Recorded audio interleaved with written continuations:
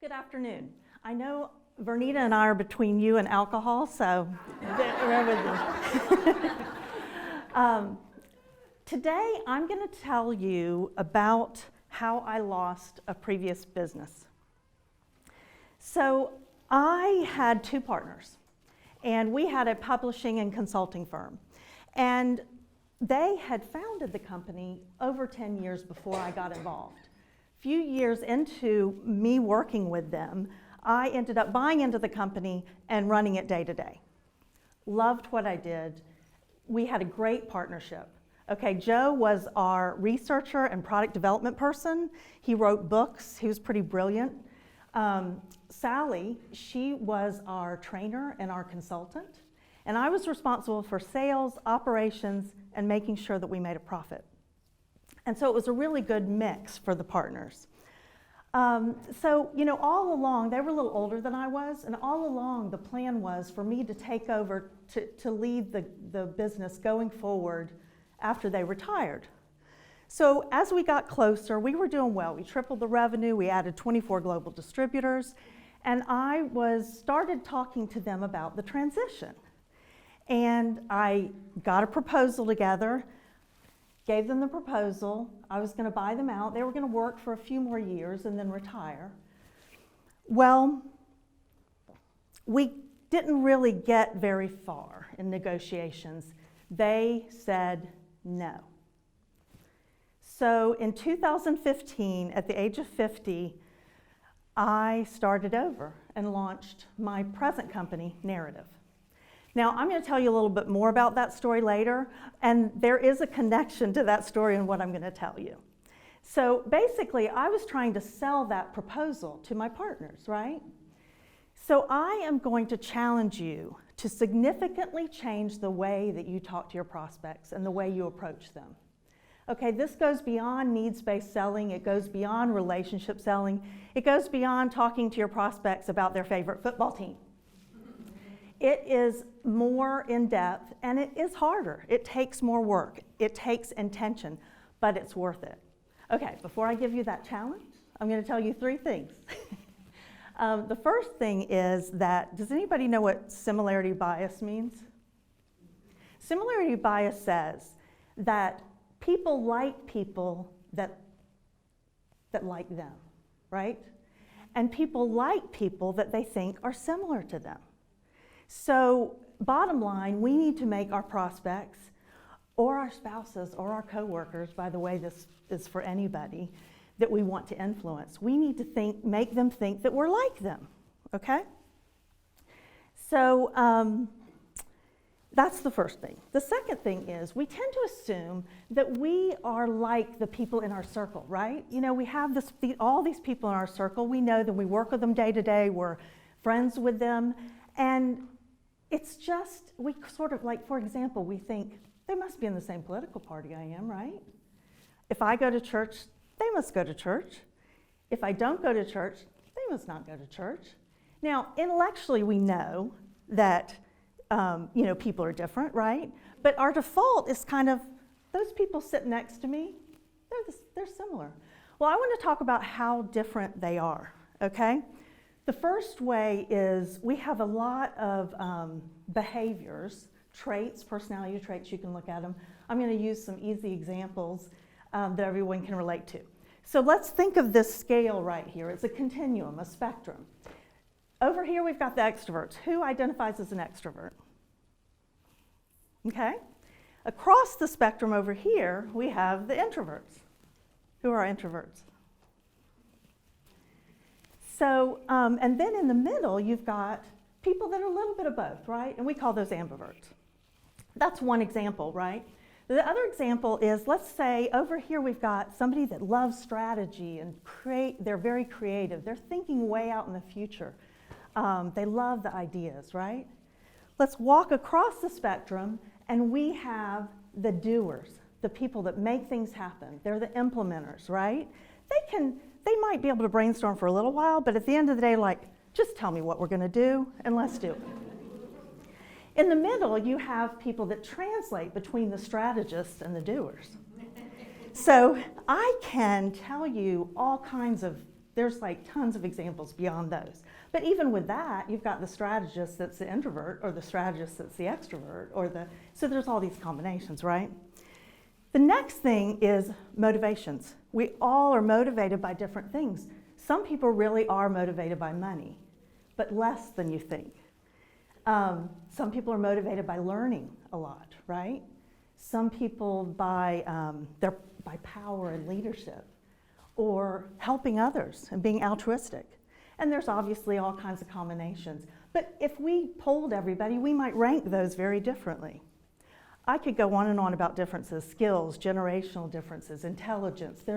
But think about all those combinations. So, number 2 point is, assume that there are some differences between you and who you're working with, or in this case, who your prospect is. Okay, number 3, once you understand how different they are, then what you need to do is realize, okay, I like to behave this way, they like to behave that way, and if I'm over here, I need to stretch across the spectrum and try to act like them, try to think of what motivates them. It's the platinum rule. Has anybody heard of the platinum rule? So the golden rule is treat others as you want to be treated. The platinum rule is treat others the way they want to be treated. And that's my challenge to you today. My challenge is to show up differently to your prospect. Now, this is not easy, right?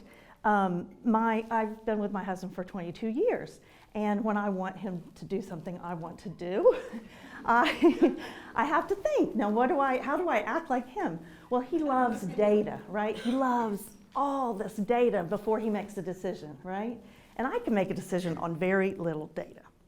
So when I have to go approach him, and it depends on how much I want to do what I'm thinking about, then I might spend a lot of time gathering that data before I go talk to him. But it's hard. It's not what I want to do like automatically, right? So it's hard. The other thing is, I don't want you all to walk out this door and say, she's going to manipulate people and she's a fake. And you know, what I'm not talking about manipulating people. When I talk about getting closer to them and doing things the way they like, I'm talking about influence with integrity, okay? You can still be authentic. You're not changing yourself. You're just stretching a little bit during that interaction to make them feel comfortable. And you're actually being kind to them, right? So don't go tell the people I'm manipulating. So let's get, the one thing you're going to ask too, I hope you're thinking about it instead of that alcohol, that you're thinking, well, how do I do that, Caryn? How do I figure out how different they are and what to do with them? How do I do it differently? Well, I'm just going to give you a couple examples. You already probably do some of this. So you go to LinkedIn, right? So you do some research. Before you meet a prospect, you go to LinkedIn. You might talk to people that already know that person. You might remember when you met them before and kind of think about their behavior. But again, you're going to look at it in a little bit different way, not go on LinkedIn to see what are our commonalities, which is a great way to do it as well. You're going to actually think about, how do they like to work? How do they like to behave? What are their motivations? So I'll give you another example. Let's go back to introversion and extroversion. So I'm an extrovert. My prospect is an introvert, okay? I am not going to throw down the proposal at coffee and walk them through the proposal, because introverts like to review things, take some time, and digest it before they meet with me and talk about it. So I'll give it to them a couple days before. If I'm working with an extrovert, I'm not going to send it to them 2 days before, because they're not going to look at it. If I am being an extrovert and I go to have coffee with my introvert prospect, right? I'm going to stop talking with my hands. I'm going to slow my pace, and I might even talk a little bit softer. And that will make them feel better, because they don't like this, you know? Also, and one more example, if I'm a planner, right, I love to check off my plan. I'm very sequential and methodical. I go 1, 2, 3, 4. But my prospect, they're flexible, they're spontaneous, they're creative, they like to multitask. So what I have to do, instead of trying to force them to go through my sequence, I'm going to follow their conversation. I'm going to follow their lead, right? And again, it takes intention because I want to go through it 1, 2, 3. But I've got to intentionally try to do what is more comfortable for them. Okay, so I'm going to go back to my story. My story of my partners, I'd given them a proposal and they said no. I did not do what I just told you to do. I did not think about how do they feel? How are they going to feel? What do they think about retirement? What are they thinking about this baby, this business they've built, and now they're going to, at some point, walk away? I was in my business mode. I was thinking about the business after I bought the business. I bought it from them. What did we need going forward? It was very logical. And even both sets of lawyers said it was a really good deal for them. It was a perfect proposal. But we had 3 executive salaries to pay in a small business. And we couldn't sustain that for a long time and continue to grow. So I was like, okay, I'll keep Joe because he's the product development person. He's a researcher, kind of need that. I'll get Sally I'll just pay her when I need her, so I'll make her a consultant. Okay? Well, it was over before it started. Now, it's embarrassing standing up here and me telling you this because it sounds so obvious, right? It just sounds so obvious. But I have to tell you, it took me months and months to figure out what I had done wrong. But they had built this baby, they had put blood, sweat, and tears in it, and here I was devaluing her contribution, by saying, oh, I'll just have you as a consultant, right? So big lesson learned. So I hope that you all can take away from that something going forward. So just to recap really quick, people like to do business with people that are similar to them. We aren't similar to everybody. There are differences. Figure out those differences. Try to show up like them. And if you do, you'll get a better result faster.